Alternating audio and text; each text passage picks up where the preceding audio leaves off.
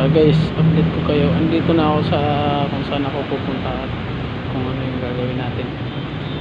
Mamaya update ko kayo kasi pagkatapos ito guys, nalakad ko ngayon.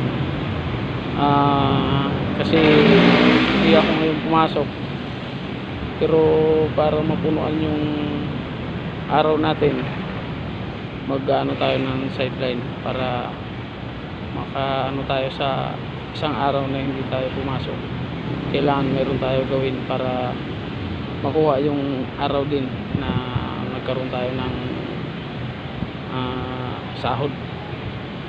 Mamaya update ko kayo guys kung anong yung sideline, kasi dito na tayo sa kung ano tong lalakarin ko.